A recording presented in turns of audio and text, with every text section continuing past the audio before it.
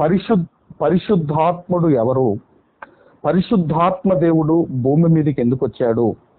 పరిశుద్ధాత్మ దేవుణ్ణి మనం పొందుకోవాలి అంటే దేవునికి మనం ప్రార్థన చేయాలా? పరిశుద్ధాత్మ దేవుడు మనలో ఉండాలి అంటే మనము ఎలా ఉండాలి అన్నది ఈ 4 విషయాలు ఈరోజు మరి చాలా జాగ్రత్తగా మరి మీరందరూ కూడా వినవలసిందిగా మనవి చేస్తున్నాను. మరొకసారి చెబుతున్నాను, పరిశుద్ధాత్ముడు ఎవరు? పరిశుద్ధాత్మ దేవుడు భూమి మీదకి ఎందుకు వచ్చాడు? పరిశుద్ధాత్మ దేవుణ్ణి మనం పొందుకోవాలి అంటే దేవుణ్ణి అడగాల? పరిశుద్ధాత్మ దేవుడు మనలో ఉండాలి అంటే మనము ఎలా ఉండాలి అన్నది ఈ 4 విషయాలు చాలా జాగ్రత్తగా మీరందరూ కూడా మరి వినవలసిందిగా నేను మనవి చేస్తున్నాను. ఈరోజు మనం ఆలోచన చేయగలిగితే మరి మన క్రైస్తవ ప్రపంచంలో పరిశుద్ధాత్మ గురించి కానివ్వండి, వరాల గురించి కానివ్వండి, ఇక రకరకాల భిన్నమైన వాదనలు మనము చూస్తున్నాము. ఎందుకంటే ఈరోజు వాక్యాన్ని చాలా జాగ్రత్తగా చదివి మనం అర్థం చేసుకోవాలి. అంతేగాని వాక్యాన్ని మనకు అనుకూలంగా మనం మలుచుకొని వాక్యాన్ని ఎప్పుడు కూడా మనం మిస్అండర్స్టాండ్ మనం చేసుకోకూడదు. అయితే మనం ఆలోచిస్తున్నాము, మొట్టమొదటి ప్రశ్న ఏంటన్నప్పుడు మరి చాలా ఉంటాయి పరిశుద్ధాత్మ దేవుని గురించి అనేకమైన సందర్భాలు ఉంటాయి. ఈరోజు మన సమయాన్ని బట్టి కొన్ని సంగతులు, ఒక 4 విషయాలు ఈరోజు చాలా జాగ్రత్తగా మనం అందరం కూడా నేర్చుకుందాం. ముందుగా పరిశుద్ధాత్ముడు ఎవరు? మరి ఈ అంశం మీరు వినాలి అంటే ఖచ్చితంగా మీరు బైబిల్ తెరవాలి. ఖచ్చితంగా నేను చదువుతున్న ప్రతి వచనము అలాగూ ఉందో లేదో మీరు బైబిల్లో చూసుకోవాలి. మరొక విషయం ఏంటంటే ప్రారంభం నుండి ముగింపు వరకు మీరు ఈ వాక్యాన్ని వింటేనే మీకు ఒక అవగాహన అనేది వస్తుంది. కాబట్టి దయచేసి స్కిప్ చేయకుండా మరి ముగింపు వరకు మీరు వినవలసిందిగా మనవి చేస్తూ మరి ఫస్ట్ క్వశ్చన్ వరకు మనం వెళ్తున్నాము.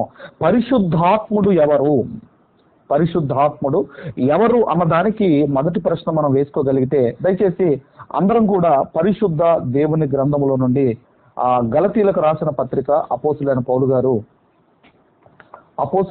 గారు గలతీలకు రాసిన పత్రిక 4వ అధ్యాయము 6వ వచనాన్ని జాగ్రత్తగా అందరూ కూడా బైబిల్ చూడండి, అందరూ కూడా చదవవలసిందిగా మనవి చేస్తున్నాను. గలతీలకు రాసిన పత్రిక 4వ అధ్యాయము 6వ వచనంలో, మరియు మీరు కుమారులై ఉన్నందున నాయన తండ్రి అని మొరపెట్టు తన కుమారుని ఆత్మను దేవుడు మన హృదయములోనికి పంపెను. అక్కడ ఆత్మను అన్న దగ్గర బోల్డ్ లెటర్స్ తో మనకు కనబడుతుంది, డార్క్ లెటర్స్ తో మనకు కనబడుతుంది. బైబిల్లో ఎక్కడైనా డార్క్ లెటర్స్ తో ఇదిగోనండి ఆత్మ అని మీకు కనిపించింది అనుకోండి, అది పరిశుద్ధాత్ముడు అని గుర్తుపెట్టుకోండి. బైబిల్ గ్రంథంలో ఎక్కడైనా ప్రభువు అన్న మాట డార్క్ లెటర్స్ తో కనిపించింది అనుకోండి, అది దేవుడు, పరలోకమందున్న దేవుడు అన్న అది గుర్తుపెట్టుకోండి మీరు. రైట్, ఇక్కడ ఏమంటున్నాడు అంటే, మరియు మీరు కుమారులైనందున నాయన తండ్రి అని మొరపెట్టు తన కుమారుని ఆత్మను దేవుడు మన హృదయములోనికి పంపెను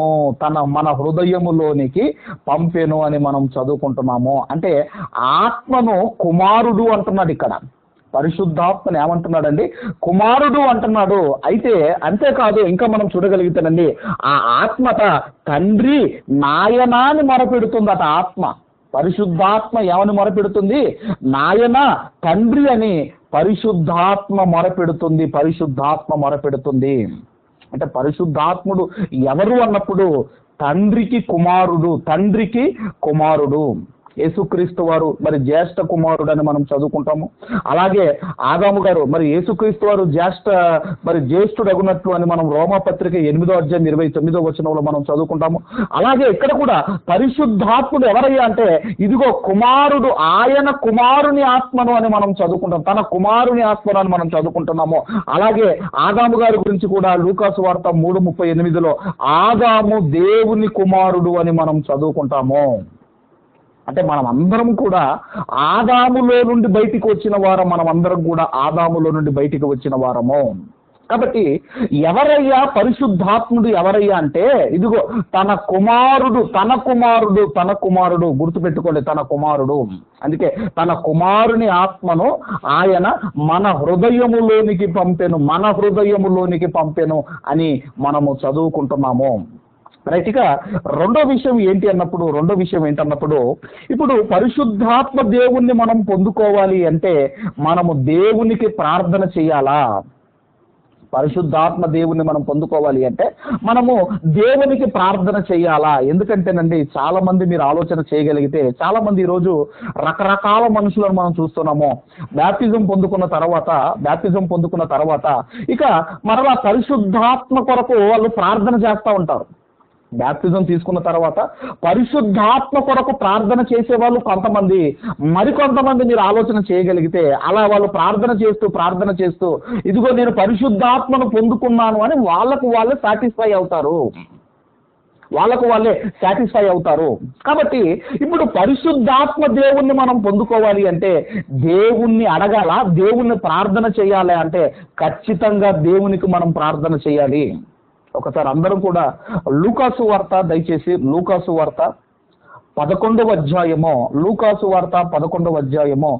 మొదటి వచనము నుండి 13వ వచనం వరకు గల లేఖన భాగాలు మనం అందరం కూడా చదువుకుందాం. లూకాసు వార్త 11వ అధ్యాయము ముందుగా మొదటి వచనాన్ని మనం చదువుకుందాము. ఆయన ఒక చోట ప్రార్థన చేయుచుండెను. ప్రార్థన చాలించిన తర్వాత ఆయన శిష్యులలో ఒకడు, ప్రభువా, యోహాను తన శిష్యులకు నేర్పినట్టుగా మాకును ప్రార్థన చెయ్యమని ఆయనను అడిగెను. యేసుక్రీస్తు వారి శిష్యులు అడుగుతున్నారు, అయ్యా యోహాను గారు తన శిష్యులకు నేర్పినట్టుగా మాకు కూడా ప్రార్థన చెయ్యమని, ఈ నేర్పమని యేసుక్రీస్తు వారిని అడుగుతున్నారు. ఆ తర్వాత మనం ఆలోచన చేయగలిగితే 5వ వచనము నుండి మనము చదువుకుందాం. దయచేసి 5వ వచనము నుండి మనం చదువుకుందాము. మరియు ఆయన వారితో ఇట్లనెను, మీలో ఎవరికైనాను ఒక స్నేహితుడుండగా అతడు అర్ధరాత్రి వేళ ఆ స్నేహితుని వద్దకు వెళ్ళి, స్నేహితుడా, నాకు 3 రొట్టెలు బదులిమ్ము, నా స్నేహితుడు ప్రయాణము చేయుచు మార్గములో నా యొద్దకు వచ్చి ఉన్నాడు, అతనికి పెట్టుటకు నా యొద్ద ఏమీ లేదని అతనితో చెప్పిన ఎడల అతడు లోపలనే ఉండి, నన్ను తొందర పెట్టవద్దు, తలుపు వేసి ఉన్నది, నా చిన్న పిల్లలు నాతో కూడా పండుకొని ఉన్నారు, నేను లేచి ఇవ్వలేనని చెప్పునా, అతడు తన స్నేహితుడైనందున లేచి ఇవ్వకపోయినను అతడు సిగ్గుమాలి మాటికి అడుగుట వలనైనను లేచి అతనికి కావలసినవి అన్నీ ఇచ్చును అని మీతో చెప్పుచున్నాను. ఇది మనకు అర్థమైంది కదా. కాబట్టి ఒకవేళ స్నేహితుడు ఒకవేళ ఆయన నా పిల్లలు ఉన్నారు, నా భార్య పడుకుంది, నా పిల్లలు ఉన్నారు, నేను ఇవ్వలేను అని ఒకవేళ అన్నా, అది అతను స్నేహితుడు కనుక మాటికి అడగటం వల్ల అతను రొట్టెలు ఇస్తాడు కదా అని యేసుక్రీస్తు వారు చెబుతున్నారు. ఇప్పుడు మనం ఆలోచన చేయగలిగితే 9వ వచనాన్ని మనం అందరం కూడా చదువుకుందాము. 9వ వచనం, అటువలే మీరును అడుగుడి, మీకును ఇవ్వబడును, వెతకుడు మీకు దొరుకును, తట్టుడి మీకు తీయబడును, అడుగు ప్రతి వానికి ఇవ్వబడును, వెతుకు వారికి దొరుకును, తట్టి వానికి తీయబడునని మీతో చెప్పుచున్నాను. మీలో తండ్రి అయిన వాడు తన కుమారుడు చేపనడిగితే చేపకు ప్రతిగా పామునిచ్చునా, గుడ్డునడిగితే తేలునిచ్చునా? కాబట్టి మీరు చెడ్డవారయ్యుండియో మీ పిల్లలకు మంచి ఈవులు నెరిగి ఉండగా పరలోకమందున్న మీ తండ్రి తన్ను అడుగు వారికి పరిశుద్ధాత్మను ఎంతో నిశ్చయముగా అనుగ్రహించుననెను. ఆ మాట అందరూ కూడా అండర్లైన్ చేసుకోండి. పరిశుద్ధాత్మ, పరలోకమందున్న మీ తండ్రి తన్ను అడుగువానికి పరిశుద్ధాత్మను ఎంతో నిశ్చయముగా అనుగ్రహించుననేను. అంటే పరిశుద్ధాత్మను మనం పొందుకోవాలి అంటే, దేవుణ్ణి అడగాలంటే ఖచ్చితంగా దేవుణ్ణి మనం అడగాలి. అదే ఇంతకుముందు నేను చెప్పాను కదండి, బ్యాప్టిజం తీసుకున్న తర్వాత పరిశుద్ధాత్మను పొందుకోవాలని వీళ్ళు ప్రార్థన చేస్తుంటారు. కొంతకాలానికి నేను పరిశుద్ధాత్మను పొందుకున్నానని వాళ్ళకు వాళ్ళే సాటిస్ఫై అవుతారు. ఇంతకీ మనం ఆలోచన చేయగలిగితే ఇక్కడేమో పరిశుద్ధాత్మను మీరు అడగండి, అది దేవుడు మీకు అనుగ్రహిస్తాడని ఇక్కడ ఉంది. అయితే మనం ఆలోచిస్తున్నాము పరిశుద్ధాత్మ దేవుడు ఎప్పుడు మనలోనికి వస్తాడో మనం చూడగలిగితే అపోస్తులుల కార్యములు 2వ అధ్యాయము, అపోస్తులుల కార్యములు 2వ అధ్యాయము 38వ వచనాన్ని మనం అందరము కూడా చదువుకుందాము. 2వ అధ్యాయము 38వ వచనాన్ని దయచేసి అందరం చదువుకుందాము. చదువు. పేతురు, మీరు మారు మనసు పొంది పాప క్షమాపణ నిమిత్తము ప్రతి వాడు యేసు క్రీస్తు నామమున బాప్తిస్మము పొందుడి, అప్పుడు మీరు పరిశుద్ధాత్మ అను వరమును పొందుదురు. పేతురు గారు ప్రసంగిస్తూ ఆయన అంటున్నాడు, ఇదిగో మీరు మారు మనసు పొందండి, పాప క్షమాపణ నిమిత్తము ప్రతి ఒక్కరు కూడా ఈ క్రీస్తు నామములో ఇదిగో మీరు బ్యాప్టిజం పొందగలిగితే మీరు పరిశుద్ధాత్మను మీరు పొందుకుంటారు, పరిశుద్ధాత్మను మీరు పొందుకుంటారు అంటున్నాడు. అంటే మనం ఏం చేయాలన్నప్పుడు మనము దేవుణ్ణి అడగాలి, మనం అడగాలి. ఎప్పుడు అడగాలి అంటేనండి, బ్యాప్టిజం తీసుకునే ముందే మనం దేవుణ్ణి అడగాలి. బ్యాప్టిజం తీసుకునే ముందే మనం ఏం అడగాలి అంటే, దేవా నేను మారు మనసు పొందుకున్నాను, ఇదిగో నేను విశ్వాసం ఉంచాను కాబట్టి నేను బ్యాప్టిజం తీసుకోబోతున్నాను, పరిశుద్ధాత్మ దేవుణ్ణి నాలోనికి పంపవా అని బ్యాప్టిజం తీసుకునే ముందే మనము దేవుణ్ణి అడగాలి. కాబట్టి మనం ఆలోచన చేయగలిగితే ఈరోజు మనం చూడగలిగితేనండి, ఎంతమంది బ్యాప్టిజం తీసుకునే ముందు దేవుణ్ణి ఎంతమంది అడుగుతున్నారో మీరు ఆలోచించండి. బ్యాప్టిజం తీసుకునే ముందు దేవా పరిశుద్ధాత్మ దేవుణ్ణి నాలోనికి పంపవా అని ఎంతమంది అడుగుతున్నారు. కొంతమంది ఏమో బ్యాప్టిజం తీసుకున్న తర్వాత పరిశుద్ధాత్మ దేవుడు రావాలని అడుగుతున్నారు కొంతమంది. మరికొంతమంది ఏమనుకుంటున్నారు అంటే ఆయన వస్తాడులే అని మరికొంతమంది అనుకుంటున్నారు. అందుకే ఇక్కడ ఏమంటున్నాడు, అక్కడ ఏమని రాయబడింది అన్నప్పుడు అక్కడ అప్పుడు మీరు పరిశుద్ధాత్మను వరము పొందుదురు. వరము మనం ఎప్పుడు వరం అనేది మనం ఆలోచన చేయగలిగితే వరం అనేది అడిగితే ఇచ్చేదా లేకపోతే అడగకుండా ఇచ్చేదా అని మనం ఆలోచన చేయగలిగితే అడిగితే మనం పొందుకునేది ఏంటన్నప్పుడు వరము, అడిగితే మనకిచ్చేది వరము. కాబట్టి పరిశుద్ధాత్మను వరమును మీరు పొందుకుంటారు అని మనము ఇక్కడ మరి చదువుకుంటున్నాము. కాబట్టి ఎప్పుడు మనము ఎప్పుడైతే బ్యాప్టిజానికి సిద్ధపడుతున్నామో, బ్యాప్టిజానికి సిద్ధపడే ముందు మనం ఏం చేయాలి అన్నప్పుడు మనం అందరం కూడా దేవా నేను మారు మనసు పొందుకున్నాను, ఇదిగో నేను విశ్వాసం ఉంచాను, బ్యాప్టిజం తీసుకోబోతున్నాను, కాబట్టి పరిశుద్ధాత్మను నాలోనికి పంపవా అని ఆ దేవుణ్ణి మనం అడగాలి. ఖచ్చితంగా దేవుణ్ణి మనం అడగాలి. అందుకే అప్పుడు ఆయన పరిశుద్ధాత్మను ఇదిగో మనకు వరముగా అనుగ్రహిస్తాడు. కాబట్టి రెండో ప్రశ్న ఏంటన్నప్పుడు పరిశుద్ధాత్మను మనం పొందుకోవాలంటే దేవుణ్ణి అడగాలంటే ఖచ్చితంగా దేవుణ్ణి మనము అడగాలి. ఇక మూడో విషయము మనం ఆలోచన చేయగలిగితే అసలు పరిశుద్ధాత్మ దేవుడు భూమి మీదకి ఎందుకు వచ్చాడు, ఆయన పనులు ఏంటివి అన్నప్పుడు అండి అనేకమైన పనుల్లో ఈరోజు కొన్ని మనం ఆలోచిద్దాము. దయచేసి యేసుక్రీస్తు వారు పరిశుద్ధాత్మ దేవుని గురించి మాట్లాడుతూ యోహాను సువార్త 7వ అధ్యాయము 37, 38 వచనాలు మనం అందరం కూడా చదువుకున్నాం. యోహాను సువార్త 7వ అధ్యాయం 37, 38 వచనాలు మనం అందరం కూడా చదువుకున్నాం. ఆ పండుగలో మహాదినమైన అంత్య దినమున యేసు నిలిచి ఎవడైనను దప్పికొని ఎడల నా యొద్దకు వచ్చి దప్పి తీర్చుకొనవలెను, నా యందు విశ్వాసం ఉంచువాడు ఎవడో లేఖనము చెప్పినట్లు వాని కడుపులో నుండి జీవజల నదులు పారునని బిగ్గరగా చెప్పాను. తన యందు విశ్వాసం ఉంచువారు పొందబోవు ఆత్మను గురించి ఆయన ఈ మాట చెప్పాను. యేసు ఇంకనూ మహిమపరచలేడు గనక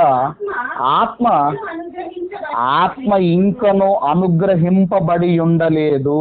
ఇక్కడ మనం ఆలోచన చేయగలిగితే యేసుక్రీస్తు వారి యందు ఎవరైతే విశ్వాసం ఉంచుతారో వారు పరిశుద్ధాత్మను పొందుకుంటారు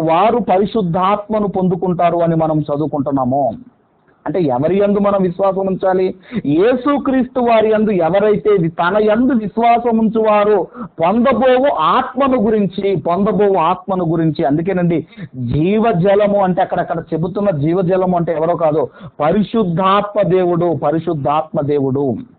ఇది ఎవరు పొందుకుంటారు అంటే యేసుక్రీస్తు వారి యందు విశ్వాసం ఉంచువారు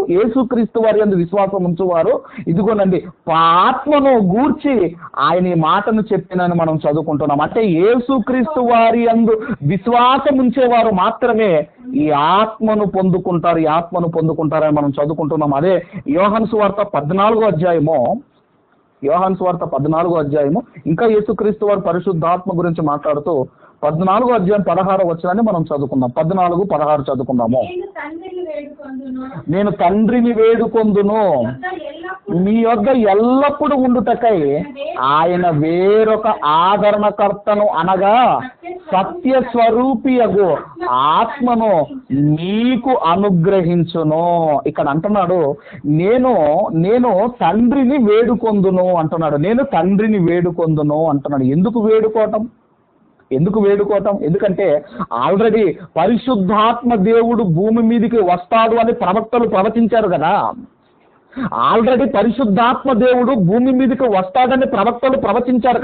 మళ్ళీ వేడుకోవటం ఎందుకు?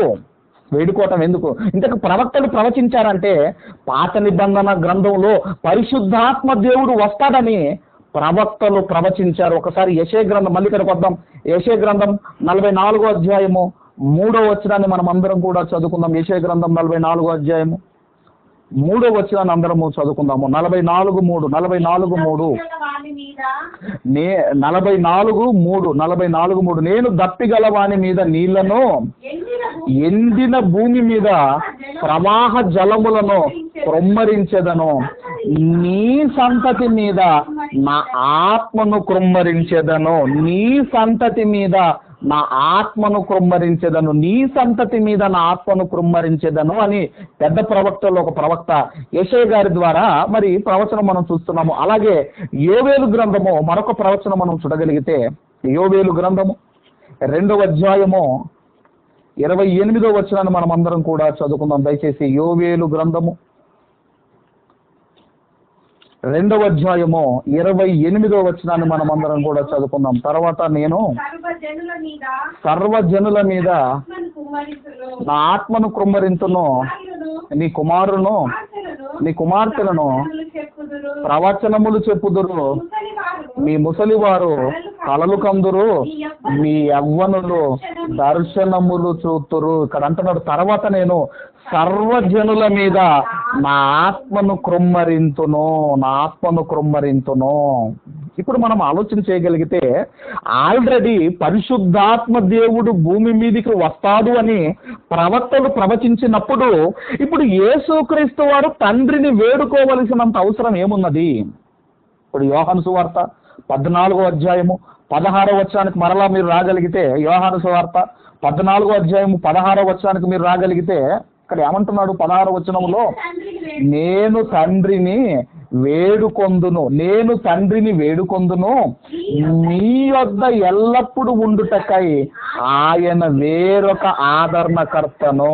ఎందుకు వేడుకుంటున్నాడు అంటే భూమి మీద ఎల్లప్పుడు ఉండడానికి. అంటే ఒకవేళ తండ్రి ఏమనుకున్నాడంటే ఒకవేళ పాత నిబంధన లాగా ఆయన ఎలాగైతే వచ్చిపోయేవాడో అలాగే ఇక్కడ కూడా ఒకవేళ కొత్త నిబంధన వచ్చిన తర్వాత కూడా తండ్రి పరిశుద్ధాత్మ దేవుడు వచ్చిపోయే విధంగా ఒకవేళ అనుకున్నాడేమో. అందుకేనండి తండ్రిని నేను వేడుకుంటాను ఎల్లప్పుడు మీ యొద్ద ఎల్లప్పుడు నుండుటకై ఆయన వేరొక ఆదరణకర్తను అని మనం చదువుకుంటున్నాము. అంటే మనం ఆలోచన చేయగలిగితే పాత నిబంధన గ్రంథంలో పరిశుద్ధాత్మ దేవుడు వచ్చి వెళ్ళిపోయేవాడు. ఇప్పుడు క్రొత్త నిబంధనకు వచ్చేసరికి ఆయన ఎల్లప్పుడు ఆల్వేస్ మన దగ్గర ఉండాలి ఆయన. ఎందుకంటేనండి యేసుక్రీస్తు వారు స్థాపించిన రాజ్యం నిలబడాలి అంటే, అలాగే మనం ఆలోచన చేయగలిగితే ఆ రాజ్యము ఎల్లకాలం భూమి మీద ఉండాలి అంటే పరిశుద్ధాత్మ దేవుడు భూమి మీదకి రావాలి. ఎందుకంటే యేసుక్రీస్తు వారు పరలోకానికి వెళ్ళిపోతున్నాడు, మరి భూమి మీద ఆయన రాజ్యం స్థాపించి వెళ్ళిపోతున్నాడు. ఆ రాజ్యం ఉండాలి అంటే ఎవరు ఉండాలి అంటే భూమి మీద పరిశుద్ధాత్మ దేవుడు ఎల్లప్పుడూ ఉండాలి. అందుకే 26వ వచనం కూడా చూడండి. 26వ వచనం అదే అధ్యాయం 26వ వచనం ఆదరణకర్త అనగా తండ్రి నా నామమున పంపబోవు పరిశుద్ధాత్మ సమస్తమును మీకు బోధించి నేను మీతో చెప్పిన సంగతులన్నీ మీకు జ్ఞాపకము చేయును అని మనం చదువుకుంటున్నాము. కాబట్టి ఎందుకయ్యా పరిశుద్ధాత్మ దేవుడు భూమి మీదకి రావాలి అన్నప్పుడు, దేవుడు యేసుక్రీస్తు వారు స్థాపించిన రాజ్యము ఈ భూమి మీద ఉండాలి అంటే, సాతాను పాడు చేయకుండా ఉండాలి అంటే పరిశుద్ధాత్మ దేవుడు భూమి మీదకి రావాలి. అలాగే యోహాను సువార్త 16వ అధ్యాయము 7వ వచనాన్ని కూడా మనం చదువుకుంటాం. చూడండి, 16వ అధ్యాయం 7వ వచనం 16:7 చదవం.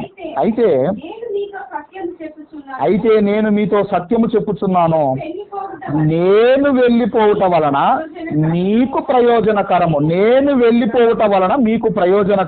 ఏంటా ప్రయోజనకరం అంటే, నేను వెళ్ళని ఎడల ఆదరణకర్త మీ వద్దకు రాడు. అంటే నేను వెళ్ళి ఆయనను పంపిస్తాను అంటున్నాడు. నేను వెళ్ళి ఇదిగో తండ్రిని వేడుకొని ఆయనని ఈ భూమి మీదకి నేను పంపిస్తాను. నేను వెళ్ళకపోతే పరిశుద్ధాత్మ దేవుడు భూమి మీదకి రాడు.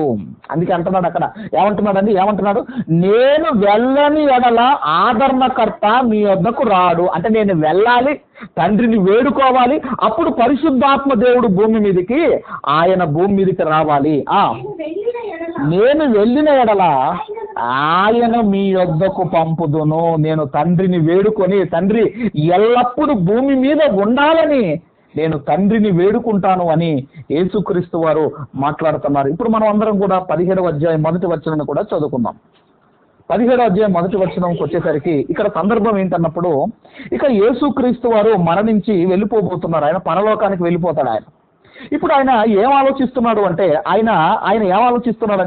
నేను వెళ్ళిపోతున్నప్పుడు మరి శిష్యుల పరిస్థితి ఏంటి, నన్ను నమ్మిన వాళ్ళ పరిస్థితి ఏంటి, నా యందు విశ్వసించిన వాళ్ళ పరిస్థితి ఏంటి అని ఆయనకు దిగులు పట్టుకుంది. అప్పుడు ఆయన ఏమంటున్నాడు అన్నప్పుడు, ఏసి మాటలు చెప్పి ఆకాశం వైపు కన్నులెత్తి ఇట్లా నేను, తండ్రి నా గడియ వచ్చి ఉన్నది. అంటే ఆయన చింతిస్తున్నాడు, తన శిష్యుల కొరకు ఆలోచిస్తున్నాడు, తనని విశ్వసించిన వాళ్ళ కొరకు ఆలోచిస్తున్నాడు. ఇప్పుడు మనం అందరం కూడా 13వ వచనాన్ని మనం చదువుకుందాము.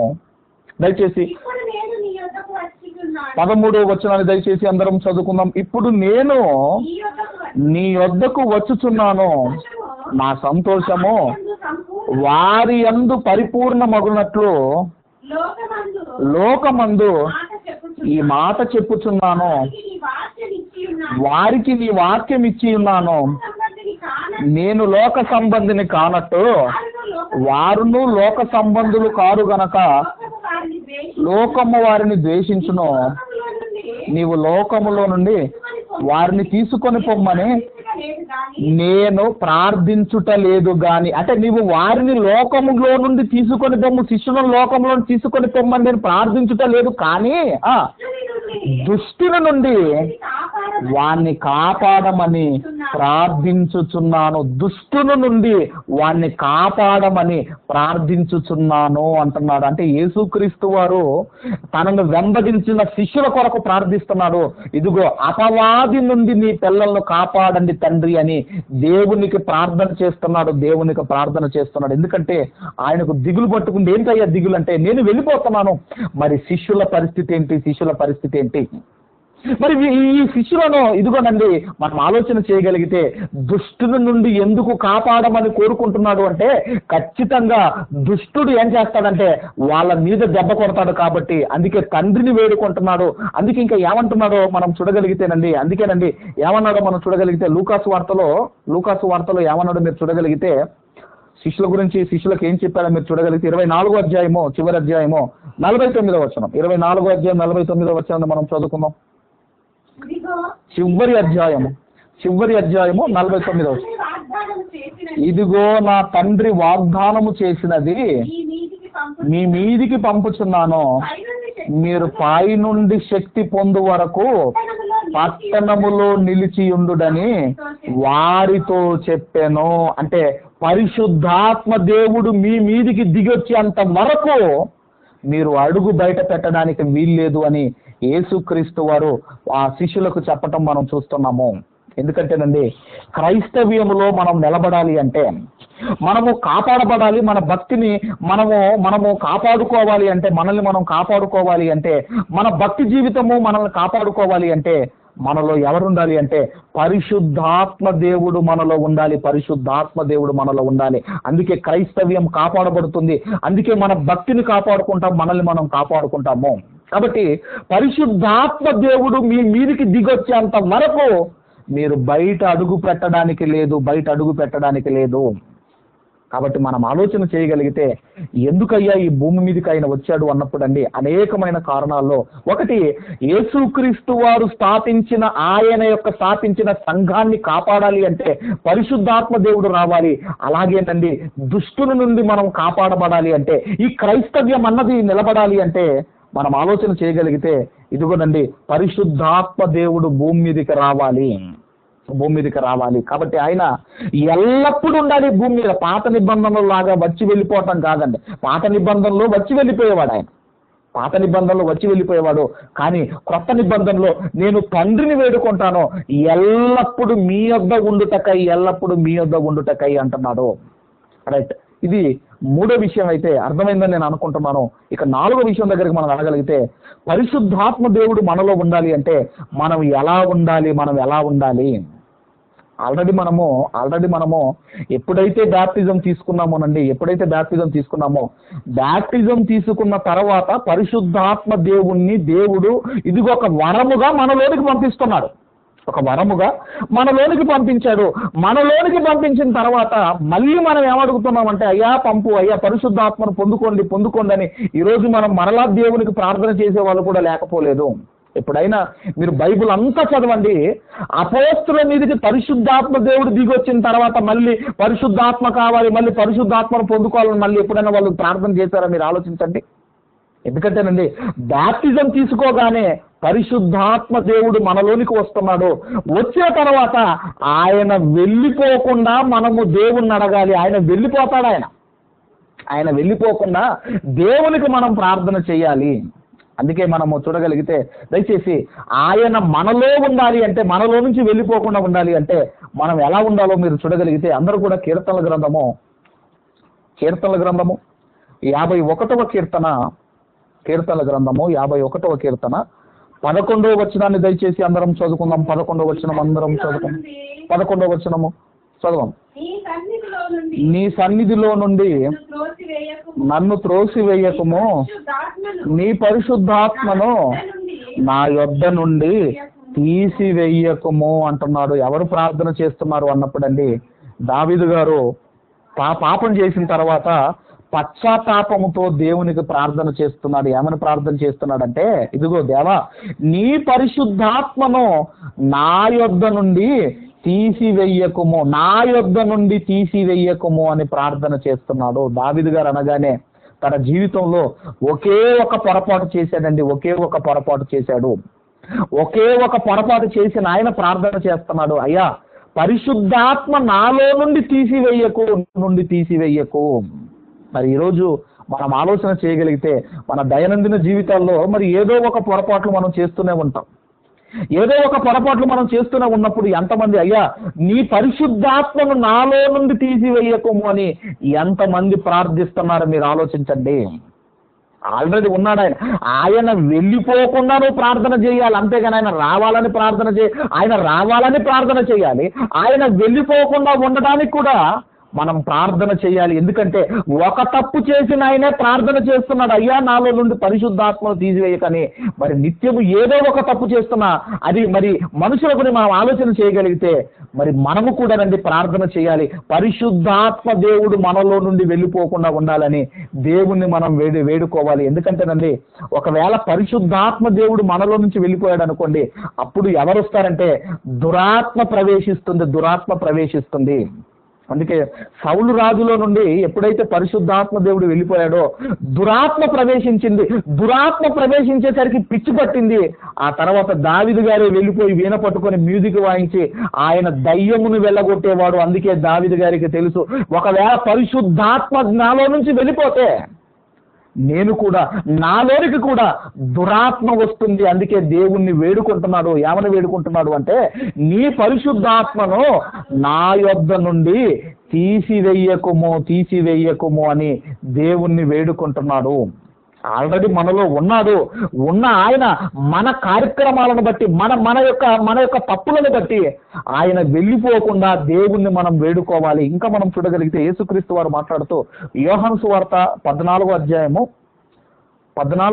ఇంతకుముందు మనం చదువుకున్నాం. 14వ అధ్యాయము 16, 17 వచనాలు అందరం చూడగలిగితే యోహాను సువార్త 14వ అధ్యాయము 16, 17 వచనాలు చదువుకున్నాం.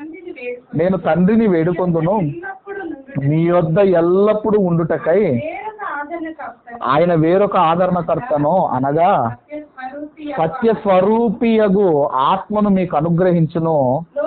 లోకము ఆయనను చూడదు, ఆయనను ఎరగదు గనుక ఆయనను పొందనేరదు. మీరు ఆయనను ఎరుగుదురు, ఆయన మీతో కూడా నివసించును, ఆయన మీలో ఉండును. ఎప్పుడు వస్తాడంటే మనలోనికి, ఎప్పుడైతే మనం బ్యాప్టిజం తీసుకుంటామో పరిశుద్ధాత్మ దేవుడు మనలోనికి వస్తాడు. అయితే మనము చేసే పొరపాట్ల వల్ల, మనము చేసే తప్పిదాల వల్ల ఆయన బయటికి వెళ్ళాలి అనుకుంటాడు. ఒక దావీదు గారు ఏ విధముగా అయితే ఆయన దేవుని పాదాలు పట్టుకున్నాడో మనము కూడా దేవుణ్ణి వేడుకోవాలి. అంటే పరిశుద్ధాత్మ దేవుణ్ణి మనం పొందుకోవాలన్నా దేవుణ్ణి అడగాలి. పరిశుద్ధాత్మ దేవుడు మనలో నుండి వెళ్ళిపోకుండా ఉండాలి అన్నా మనము దేవునికి ప్రార్థన చేయాలి. ఎందుకంటే నిత్యము ఏదో ఒక తప్పు చేస్తున్న మానవులుగా మనము దేవునికి ప్రార్థన చేయాలి. అయ్యా నీ పరిశుద్ధాత్మను నాలో నుండి తీసివేయకుము అని మనం ప్రార్థన చేయాలి. అందుకేనండి ఆయన ఎన్నోసార్లు వెళ్ళిపోవాలనుకున్నాడేమో. ఒకసారి మనం అందరం కూడా ఆయన కూడా బాధ ఉంటుంది. మనం చూడగలిగితే ఎఫెసీయులకు రాసిన పత్రిక త్వరగా ఎఫెసీయులకు రాసిన పత్రిక 4వ అధ్యాయము 25 నుంచి మనం అందరం కూడా చదువుకున్నాం. 4వ అధ్యాయము 25 నుంచి 30వ వచనం వరకు మనం చదువుకున్నాం. చదవాలి. అవయవములై ఉన్నాము కనుక మీరు అబద్ధమాడుట మాని ప్రతి వాడును తన పొరుగు వానితో సత్యమే మాట్లాడవలెను. కోపపడుడు గాని పాపం చేయకుడి. సూర్యుడు అస్తమించు వరకు మీ కోపము నిలిచి ఉండకూడదు. అపవాదికి చోటు ఇవ్వకుడి. దొంగిలు వారు ఇక మీదట దొంగిలక అక్కడ గల వారికి పంచిపెట్టుటకు వీలు కలుగు నిమిత్తము తన చేతులతో మంచి పని చేయుచు కష్టపడవలెను. విను వారికి మేలు కలుగునట్లు అవసరమును బట్టి క్షేమాభివృద్ధికరమైన అనుకూల వచనమే పలుకుడి గాని దుర్భాష ఏదైనను మీ నోట రానివ్వకుడి. దేవుని పరిశుద్ధాత్మను దుఃఖపరచకుడి. ఇదిగో మీరు ఇలా గనక ఉంటే, పైన చెబుతున్నాడండి, అలా గనక మీరు ఉంటే మీరు పరిశుద్ధాత్మను మీరు దుఃఖపరిచిన వారు అవుతారు. అంటే పరిశుద్ధాత్మ దేవునికి కూడా దుఃఖం ఉందా అంటే పరిశుద్ధాత్మ దేవునికి కూడా దుఃఖం ఉంది. ఎందుకంటే మనము చేసే తప్పిదాల వల్ల ఆయన కూడా దుఃఖపడతాడు. అలాగే అపోస్తలుడైన పౌలు గారు తెస్సలోనీయులకు రాసిన మొదటి పత్రిక 5వ అధ్యాయము 5వ అధ్యాయము 14వ వచనం నుండి 19వ వచనం వరకు గల వాక్య భాగాలు త్వరగా చదువుకుందాం. సహోదరులారా, మేము మీకు బోధించినది ఏమనగా, అక్రమముగా నడుచుకుని వారికి బుద్ధి చెప్పుడి, ధైర్యం చెడిన వారికి ధైర్యపరచుడి, బలహీనులకు ఊతనీయుడి, అందరి ఎడల దీర్ఘశాంతము గలవారై ఉండుడి, కీడునకు ప్రతి కీడు చేయకుండా చూచుకొనుడి. మీరు ఒకరి ఎడల ఒకరు మనుషులందరి ఎడల ఎల్లప్పుడూ మేలైన దానిని అనుసరించి నడుచుకొనుడి, ఎల్లప్పుడూ సంతోషముగా ఉండుడి, ఎడతెగక ప్రార్థన చేయుడి, ప్రతి విషయమునందు కృతజ్ఞతాస్తుతులు చెల్లించుడి. ఇలాగు చేత యేసుక్రీస్తునందు మీ విషయంలో దేవుని చిత్తము ఆత్మను ఆర్పకుడి. అంటే ఇక్కడ మనం ఆలోచన చేయగలిగితే, మనము చేసే తప్పిదాల వల్ల, మనం చేసే పొరపాట్ల వల్ల పరిశుద్ధాత్మ దేవుడు కూడా ఆయన బాధపడతాడు, ఆయన దుఃఖపడతాడు, ఆయన మనలో నుండి వెళ్ళిపోవాలి అనుకుంటాడు. కాబట్టి మనం ఆలోచన చేయగలిగితే, పరిశుద్ధాత్మ దేవుడు మనలోనికి రావాలన్నా ప్రార్థన చేయాలి, అలాగే మనలో నుండి వెళ్ళిపోకుండా ఉండాలి అన్న మనం ప్రార్థన చేయాలి. చివరిగా రోమీలకు రాసిన పత్రిక 8వ అధ్యాయము, అపోస్తులైన పౌలు గారు రోమీలకు రాసిన పత్రిక 8వ అధ్యాయము 9వ వచనము నుండి అందరము చదువుకుందాం. 8వ అధ్యాయము 9వ వచనము నుండి అందరము చదువుకుందాము. దేవుని ఆత్మ మీలో నివసించి ఉన్న ఎడల మీరు ఆత్మ స్వభావము గలవారే గాని శరీర స్వభావము గలవారు కారు. ఎవరైనాను క్రీస్తు ఆత్మ లేనివాడైతే ఆయన వాడు కాదు. ఇక్కడ క్రీస్తు ఆత్మని ఎందుకు ఉపయోగించాడు అంటేనండి, ఇక్కడ క్రీస్తు ఆత్మని ఎందుకు ఉపయోగించాడు అన్నప్పుడు, ఎందుకంటే యేసు క్రీస్తు వారు పంపగా పరిశుద్ధాత్మ దేవుడు భూమి మీదకి వచ్చాడు కాబట్టి క్రీస్తు ఆత్మ అన్న పదం అక్కడ ఉపయోగించబడింది. రైట్. తర్వాత క్రీస్తు మీలో ఉన్న ఎడల మీ శరీరము పాప విషయమై మృతమైనది గాని మీ ఆత్మ నీతి విషయమై జీవము కలిగి ఉన్నది. మృతులలో నుండి లేపిన యేసును లేపిన వాని ఆత్మ మీలో నివసించిన ఎడల మృతులలో నుండి క్రీస్తు యేసును లేపిన వాడు చావునకు లోనైన మీ శరీరములను కూడా మీలో నివసించుచున్న తన ఆత్మ ద్వారా జీవింపజేయును. మీలో నివసించుచున్న మళ్ళీ మనం అడగవలసిన అవసరం, మనం ఎప్పుడైతే బ్యాప్టిజం తీసుకున్నామో మనలోనికి వచ్చాడు, మనలోనికి వచ్చిన ఆయన బయటికి వెళ్లకుండా మనల్ని మనం కాపాడుకోవాలి పరిశుద్ధాత్మ దేవుణ్ణి. ఇంక అదే అధ్యాయంలో 14వ వచనం మనం చదవగలిగితే, 14వ వచనం మనం చదవగలిగితే, దేవుని ఆత్మ చేత అంటే పరిశుద్ధాత్మ చేత ఎంతమంది అయితే నడిపించబడతారో వారందరూ దేవుని కుమారులయ్యుందురు. ఎవరయ్యా దేవుని కుమారులయ్యా అంటే పరిశుద్ధాత్మ చేత నడిపించబడిన వారు. ఎవరినైతే పరిశుద్ధాత్మ దేవుడు నడిపిస్తున్నాడో వారే దేవుని కుమారులు, వారే దేవుని పిల్లలు. రైట్. అదే అధ్యాయము 15వ వచనం నుంచి కూడా మనం చదువుకుందాము. ఏలయనగా మరలా భయపడుటకు మీరు దాస్యపు ఆత్మను పొందలేదు గాని దత్తపుత్రాత్మను పొందితిరి. ఆత్మ కలిగిన వారమై మనము అబ్బా తండ్రి అని మొరపెట్టుచున్నాము. మనము దేవుని పిల్లలమని ఆత్మ తానే మన ఆత్మతో కూడా సాక్ష్యం ఇచ్చుచున్నాడు. మనము దేవుని పిల్లలమని అంటే ఇంక్లూడింగ్ పరిశుద్ధాత్మ దేవుణ్ణి కలుపుకొని చెబుతున్నాడు. మనము దేవుని పిల్లలమని ఆత్మ తానే ఆత్మతో కూడా సాక్ష్యం ఇచ్చుచున్నాడు. మనము పిల్లలమైతే వారసులము, అనగా దేవుని వారసులము, క్రీస్తుతో కూడా మహిమ పొందుటకు ఆయనతో శ్రమపడిన ఎడల క్రీస్తు తోడి వారసులము. ఎవరయ్యా దేవుని వారసులు అని మనం ఆలోచన చేయగలిగితే, వారసులు అంటే వారసులకు ఏముంటుందంటేనండి తండ్రి ఆస్తి ఉంటుంది. ఆస్తి అంటే ఏంటంటే పరలోకము. కాబట్టి మనం అందరం కూడా దేవుని వారసులము. మనం అందరం కూడా దేవుని వారసులము. వారసులమైన మనకు ఆస్తి ఉంది. ఏంటది ఆస్తి అంటే పరలోకంలో మనకు ఆస్తి ఉంది అంటున్నాడు.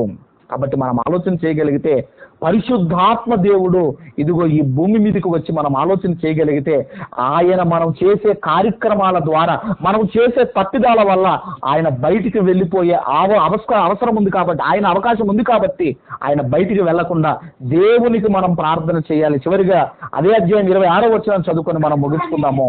26వ వచనము, అటువలే ఆత్మయు మన బలహీనతలను చూచి సహాయం చేయుచున్నాడు. ఎలయనగా మనము యుక్తముగా ఎలాగూ ప్రార్థన చెయ్యవలెనో మనకు తెలియదు గాని ఉచ్చరింప శక్యము కాని మూలుగులతో ఆత్మ తానే మన పక్షముగా విజ్ఞాపన చేయుచున్నాడు.